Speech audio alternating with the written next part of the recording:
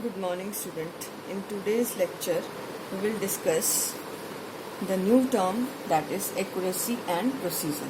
Precision on page number 39. Accuracy and precision. What is accuracy? Accuracy of a measurement. It measures how close the measured value is to the true value of the quantity. Or you can say that it measures the closeness of the measured value to the true value.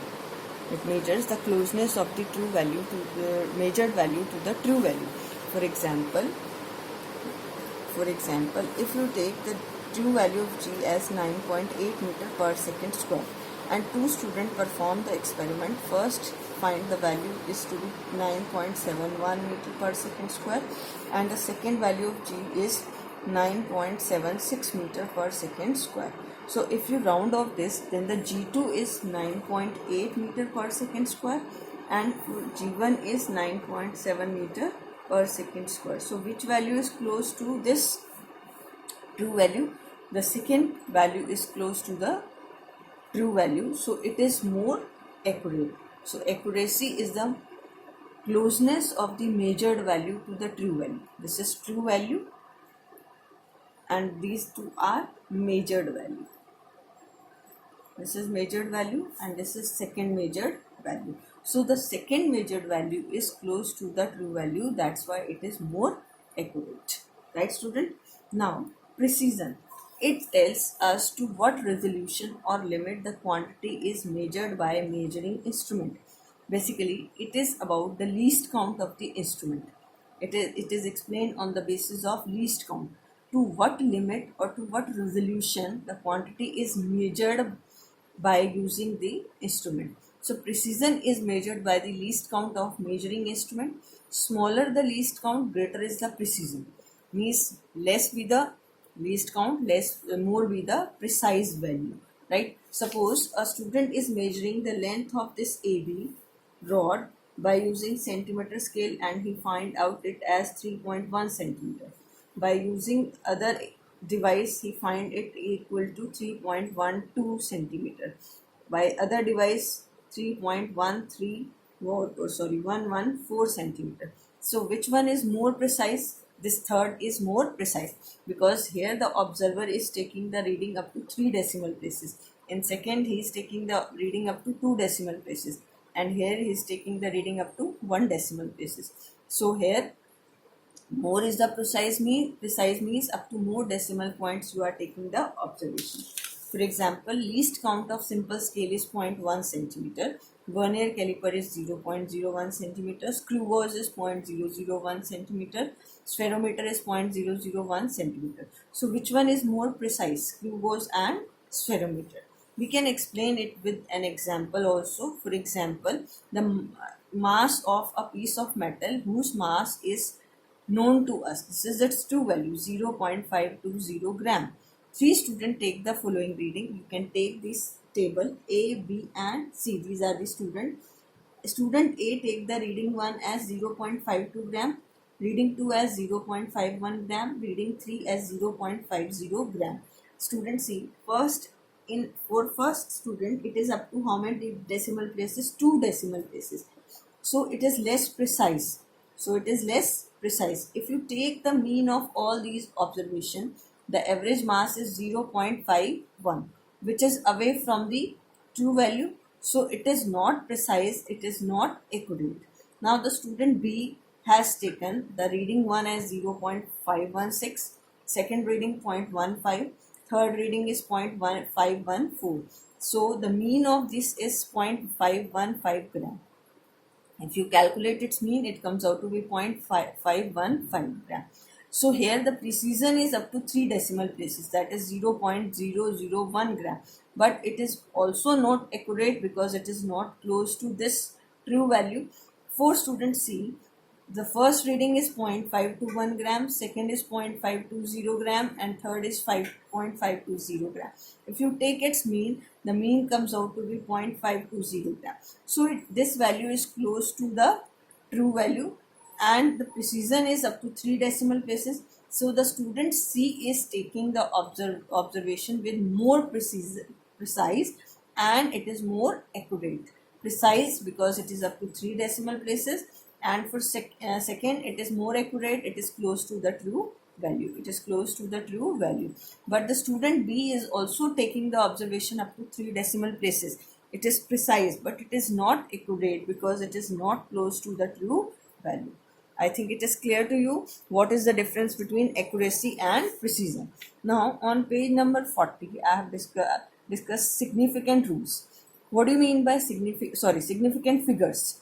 These are those digits in a measured quantity which are known as reliable or about which we have confidence in our measurement plus the first uncertain digit. What do you mean by significant figures? These are the figures, significant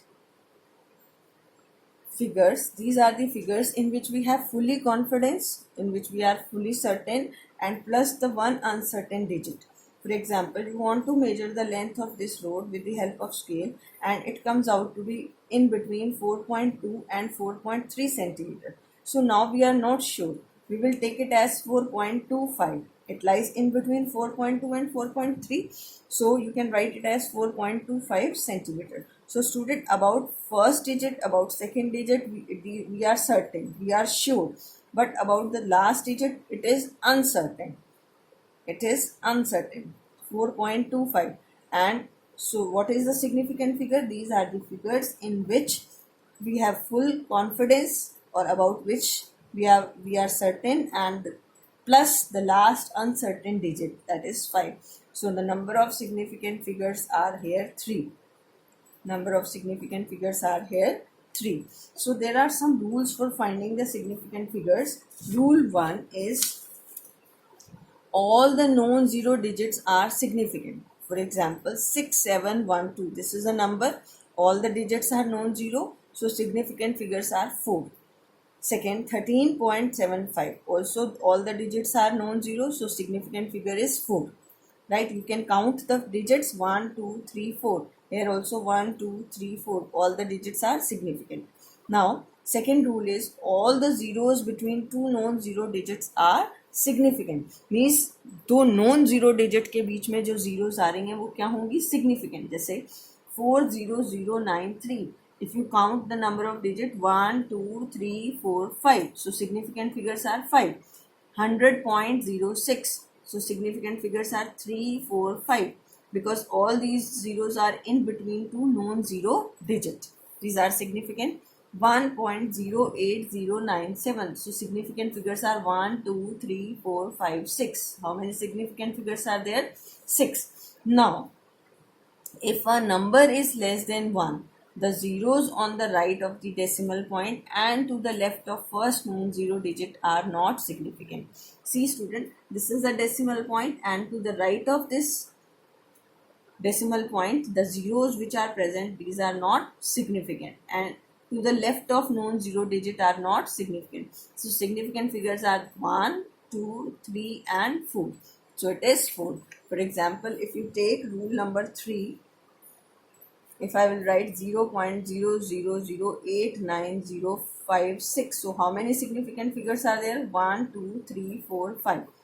Because all the zeros to the right of this decimal point, all the zeros to the right of the decimal point and to the left of the first known zero digit are not significant. Is it clear student? So if a number is less than 1, then all the zeros on the right of the decimal point and to the left of the known zero digit are not significant. Now, in a number without decimal point, the terminal or trailing means or terminal means the zeros which are present at the end. Terminal means the zero which are present at end are not significant. For example, x is 42100. So how many significant figures are there? 3. Right? These two zeros are not significant. For example, if you have x as 5100, so these two zeros are not significant. Only the number of significant figures are 2. Significant figures are 2. Right student? If a number with decimal point, trailing zeros are significant. अगर एक number decimal point के साथ है तो उसकी trailing zeros क्या होंगी? Significant. Like 3.500, इसमें ये ट्रेलिंग जीरो है, एंड वाली जीरो डेसिमल नंबर है, तो ये क्या होंगी? Significant. It has 4 significant figure. 0.0069, then 4 zeros are there. So these zeros are not significant according to the roll number 3. These are not significant, but these trailing zeros are significant. 2, 4, 6. How many significant figures are there? 6. I think this rule is clear to you. Now, rule number 6. Rule number 6 on page number 41. Change of unit does not change the number of significant figures in a measurement. Suppose you have 16.4 centimeter. How many significant figures are there? 3. If you change it into meter divided by 100, it is 0.164 meter. How many significant figures? 3. If you change it into kilometer divided by 1000, so it is 0.00164 kilometer. Again, how many significant figures are there? 3. Now, so the change of unit does not change the number of significant figures in a measurement. 7th rule is the digit 0 conventionally put on the left of a decimal for a number less than 1 is never significant. Student, generally when you write the number in decimal, we will write it at 0.42, 0.039. So this 0 is not significant. This 0 is not significant, which we put on the left of the decimal point, right? For example, 0.3570. So how many significant figures are there? 1, 2, 3, 4. Now, regarding rule 4, 5 and 6, there can be some confusion or there can be some ambiguity. So there is a standard way to write this. Suppose x is 4.700 meter. How many significant figures are there? 4. X is 0.004700 kilometers. So significant figures are 4. If you write it into centimeter, then also it has 4. But if you write it in millimeter, student, now it becomes 4700. Now the significant figures are 2. Now the rule number 6 is not obeyed. To remove such ambiguity in finding the number of significant figure, the best way to write every measurement in scientific notation. आप इसको कैसे लिखेंगे? Scientific notation. Scientific notation means after first digit we put the decimal point and then write it in 10 raised to the power this. For example, if you have 4.700 meter, if you want to change it into centimeter, 4.700 into 10 raised to the power 2 centimeter, 4.700 into 10 raised to the power 3 meter, and in kilometers if you want to change, 10 raised to the power minus 3 kilometer. So now all these 10 raised to the powers are not significant. These are not significant figures. So all these numbers having how many significant figures? 4. So whenever you have to find a significant figure, always write it in terms of scientific notation. What is the scientific notation? Put the decimal after the first digit and write it in terms of 10 raised to the power some power. I think it is clear to you. Now the permissible error in a result. What is the permissible error in a result? This error arises due to the limitation on the measuring ability of the instrument used in the experiment. Student, जो भी आप एक instrument use कर रहे हैं किसी experiment के लिए, उसकी आपकी एक फिक्स्ड लीस्ट काउंट होती है और वो लीस्ट काउंट जो होती है that is the permissible error in a result that you can't remove it because it depend upon the instrument. If we use the simple centimeter scale, what is its least count? 0.1 centimeter, and suppose the length is 62.5 centimeter. So we can write it as 62.5 plus minus 0.1 centimeter. Right, student? Suppose the time period of a simple pendulum is measured to be 2 seconds using a stopwatch of least count 0.1 second. So we can write this as t equal to 2.0 plus minus 0.1 second.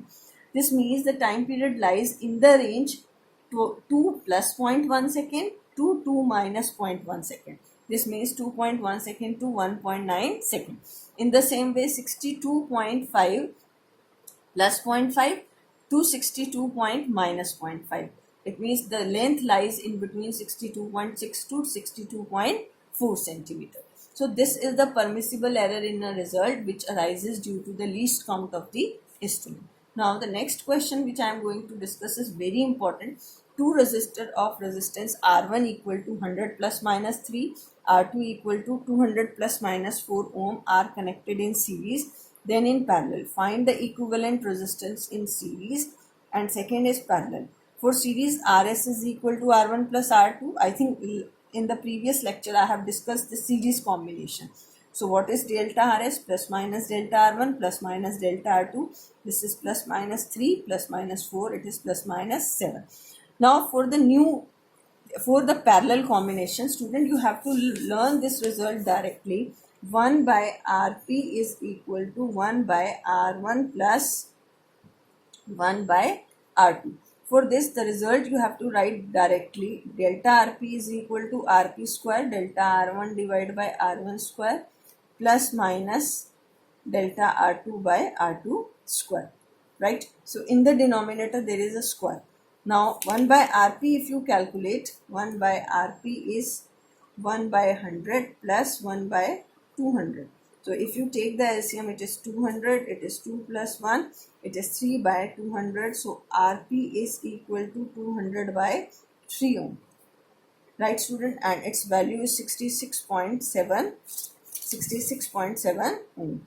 Now to calculate this value of delta Rp, we will put this value delta Rp is equal to, it is equal to plus minus delta R1 divided by R1 square plus minus delta R2 divided by R2 square into Rp square. Now what is delta R1? In delta R1 you can write this as plus minus 3, R1 as 100 square, plus minus delta R2 is 4 and it is 200 square. This is 200 by 3 square. Student, now you can solve it. See in this, and it is plus minus 4 by 3 plus minus 4 by 9. After solving it, you will get it equal to 1.8 ohm. So the resistance in parallel combination is Rp plus minus delta Rp 66.7 plus minus 1.8 ohm. Student, I have discussed two things now: accuracy and precision and significant figures. Regarding this, if you have any doubt, then you can ask from me telephonically or on WhatsApp in the time 11 to 11:45 when you have the class. Right? These are very important, so make it clear. Regarding doubt, you can ask from me. Thank you and have a nice day.